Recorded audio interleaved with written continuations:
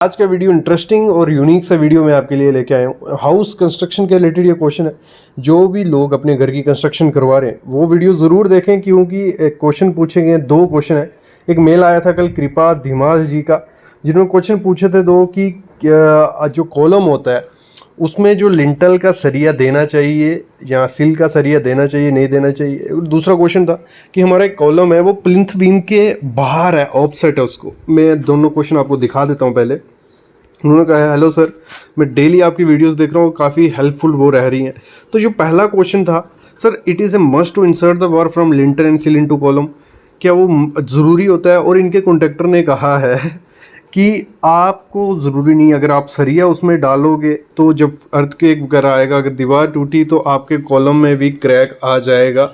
ये सब चीज़ें उन्होंने उसको मेंशन की हैं। तो ये काफ़ी ख़राब चीज़ है। अगर देखो होता क्या है, जो सिल का सरिया है, सिल कहाँ आती है हमारी 3 फीट के ऊपर जो FFL होता है, फ्लोर होता है, उससे 3 फीट पे हमारी सिल आ जाती है, या 1 मीटर पे हम सिल प्रोवाइड करते हैं।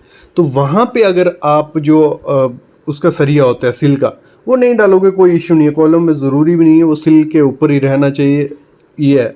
लेकिन जो लिंटल का सरिया है वो मस्ट आपको कॉलम में डालना ही डालना है। तो अगर वो कॉलम में नहीं डालोगे तो उसका कोई फन ही नहीं है, उसका कोई मतलब ही नहीं है प्रोवाइड करने का, वो दीवार की तरह ही वर्क करेगा। लेकिन जब आपने वो लिंटल का सरिया कॉलम में डाला है, मतलब चारों तरफ जो कॉलम है आपके घर में प्रोवाइड किए हैं, उनका जो लिंटल का सरिया वो चारों तरफ एक दूसरे इंटरकनेक्टेड होने चाहिए, कि फ्यूचर में अर्थक्वेक आए तो वो एक दूसरे को पकड़ के रखे, जकड़ के रखे। ये नहीं है कि मतलब कॉन्ट्रैक्टर ने कहा कि सरिया नहीं डालना है, वो ख़राब चीज़ है।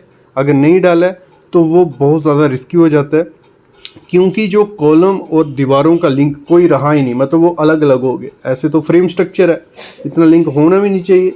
लेकिन अगर आप सरिया डालते हो लिंटल का कॉलम में तो वो काफ़ी अच्छी चीज़ है, ख़राब चीज़ वो नहीं है। दूसरा क्वेश्चन है कि सर मेरा पिलर जो है 12 बाई 12 का है और मेरा प्लिंथ 9 बाई 9 का है, तो क्या उसमें इशू है? देखो, प्लिंथ का जो कॉलम है वो अगर आपने प्लिंथ में से ही निकाला है, मुलियन हम उससे बोलते हैं, अगर प्लिंथ में से आपका कॉलम स्टार्ट हो रहा है तो उसको पूरा कवर करना ज़रूरी नहीं है, मतलब ज़रूरी भी नहीं है। ये नहीं है कि, क्योंकि मैं अगर पिक आपको दिखाता हूँ उनका, आप अच्छे से क्वेश्चन समझ पाओगे। ये जो कॉलम है, ठीक है, ये यहाँ आप देख रहे हो, तो इसमें जो प्लिंथ है नीचे और थोड़ा सा जो कॉलम का कॉर्नर है वो बाहर है।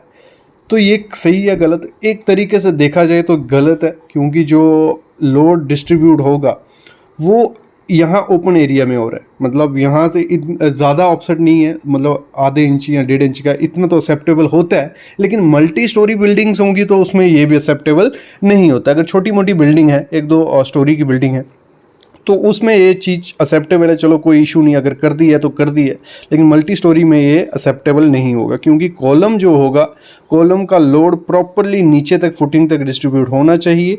और ये जो फुटिंग का है, मतलब जो प्लिंथ बीम है, अगर इसी में से कॉलम निकल रहा है तो वो भी उस एरिया में पूरा कवर होना चाहिए। तो ये दोनों मिस्टेक्स थी मेरे ख्याल में जो कॉन्ट्रैक्टर ने, और मोस्टली देखा जाता है कॉन्ट्रैक्टर आपको डाइवर्ट कर सकते हैं।